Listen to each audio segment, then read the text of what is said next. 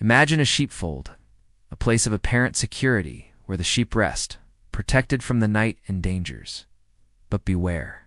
Not everyone who approaches is welcome, nor every voice that calls is the voice of your true shepherd.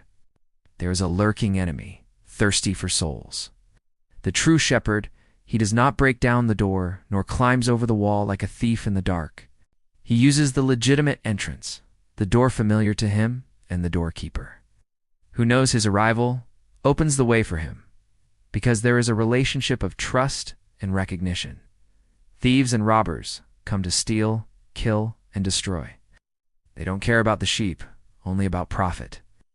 They lurk in the shadows, promise shortcuts and easy solutions, but their only goal is ruin and desolation. Fear is their weapon, the scarcity of protection their fertile ground. But the sheep do not listen to the voice of strangers. They recognize the tone, the cadence, the melody of truth. There is something in their shepherd's voice that resonates within them, an authority that transcends words and reaches the heart. Are you hearing the right voice amidst the chaos? Jesus declares with unquestionable authority, "I am the gate for the sheep," an exclusive assertion, eliminating any other alternative, any other path. Only through this gate is there entry to true security, the only passage to the life the soul desperately craves. Whoever enters through this gate will be saved, will find pasture, a promise of abundance and protection for the journey. It is not mere survival, but a full and rich life, where all needs are met and the soul finds rest. Note: The scarcity of bread and water will no longer be a problem. 8. The thief comes only to steal and kill and destroy. That is his sole and evil intention, clear and undisguised. He lurks at every corner of life, in every empty promise, in every ideology that distracts your focus from the essential. His mission is to steal your peace, kill your hope. But Jesus offers the shocking contrast, the liberating truth. I have come that they may have life, and have it to the full. Not a life of misery or mere survival, but of fullness. A gift that exceeds all expectations and desires, a purpose that redefines your very existence. This abundant life is not just for the distant future. It is a promise for now, for your daily life, an inexhaustible source of joy, peace, and hope. Do you feel this scarcity in your soul? Abundance is within your reach, is an urgency to experience what it means to truly live. Those who heard him, however, did not understand the parable. The human mind, often blinded by earthly logic, cannot grasp the depths of spiritual truth. A scarcity of discernment that prevented them from seeing the obvious, from recognizing the glory that was before their eyes. Jesus reiterates, so there is no doubt, I am the gate for the sheep. He is the only way, the only entrance, the only solution. All voices that try to offer other routes are deception, empty promises that lead to perdition and despair. The authority of his word demands an urgent decision. All who came before him were thieves and robbers. Bold declaration, challenging all religious authorities, all gurus and masters who proclaimed themselves saviors. But the sheep, those who truly belonged to him, did not listen to them. They possessed a discernment that transcended the human. The sheep who truly know his name are not deceived. They have an internal filter, a deep connection with the truth. What do you need to do to have that same clarity? So as not to be led astray by strange voices, by false promises, and to find security amidst the scarcity of certainties. The urgency of not following strange voices is real and fatal. The wolf is always lurking, ready to devour. False promises, easy paths, empty ideologies are disguised traps that promise much and deliver nothing. The fear of being deceived should drive you to the true gate. The purpose of the Good Shepherd is clear, transparent, and liberating. He did not come to oppress us with rules or condemn us, but to offer us what is most precious, life and life in abundance, an unparalleled gift. Are you ready to accept this offer? The promise of a full life is the key to your existence. Not a life free from challenges, but full of meaning, of peace that surpasses all understanding, of joy that does not run out. The scarcity of meaning you feel can be filled. The choice is yours, and the urgency to decide is now.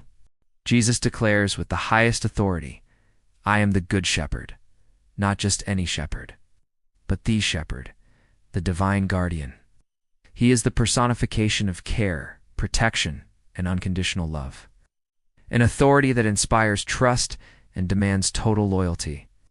The scarcity of genuine leaders in a thirsty world. The Good Shepherd lays down his life for the sheep. A supreme sacrifice, an act of unprecedented love. He not only guides and protects, but gives everything, until his last breath, to ensure your salvation. This urgency of love is the greatest proof of his authority. The hired hand, who is not the shepherd and does not own the sheep, runs away when he sees the wolf approaching. Fear dominates him, self-interest drives him to abandon the flock. He has no commitment, no loyalty, just a contract. The scarcity of fidelity in times of crisis is revealed. He does not care about the sheep, only about his own sustenance. The contrast with the passion and care of the true shepherd is striking. His authority is empty. His protection is an illusion. His presence is conditional, devoid of true love. You deserve more than a hired hand in your life. Jesus reiterates in an intimate declaration, "I am the good shepherd. I know my sheep and my sheep know me." A personal, deep knowledge that transcends the crowd. He knows who you are, what you feel, what you need. The curiosity of being known by such authority is intoxicating. Just as the Father knows him, he knows the Father.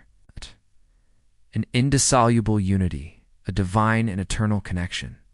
This intimacy with the source of all power and love is the basis of his authority and his ability to protect you. This scarcity of genuine relationship is filled in him, and for these sheep, he offers his own life. The divine plan of redemption, written before the foundation of the world. It is the ultimate proof of his authority, of his unconditional love. A price paid, a debt settled, a door opened forever. This is the urgency of his promise for you. But there are other sheep that are not of this fold, not of this circle. Jesus' message is not limited to a select group, but extends to all, beyond barriers and prejudices. The universality of his grace, the breadth of his love, a scarcity of exclusivity that embraces all who seek him. He must bring them also, so that there will be one flock. The purpose of unifying all humanity under his leadership, a vision of unity and peace, where divisions disappear, and the voice of the only shepherd guides all to truth, the authority of a kingdom that knows no boundaries. Therefore my Father loves me, because I lay down my life, the divine validation of every act of sacrifice, an approval that seals the legitimacy of his mission. The Father's love is the inexhaustible source of his authority. A scarcity of such love in the world, offered freely. Jesus has authority to lay down his life and to take it up again. Absolute authority over life and death, over destiny. He is not a victim of destiny, but the Lord of history. His resurrection is the final proof of his power and his divinity. The fear of death is annihilated by this authority. Because of these words, there was again division among the Jews. The truth of Jesus was so powerful it could not be ignored. It forced a choice, a decision, a stand. Curiosity mixed with wrath, astonishment with skepticism, the urgency of taking a position regarding his assertions. Many said he is a demon and is out of his mind. Rejection based on fear, incomprehension, defamation, a desperate attempt to invalidate his authority, to silence the voice that threatened their dogmas and power. The scarcity of rational arguments leads to verbal violence. Others, however, contended. These are not the words of one possessed by a demon. Can a demon open the eyes of the blind?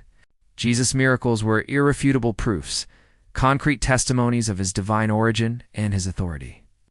A curiosity that demanded a deeper and fairer analysis. The final confrontation explodes. I and the Father are one.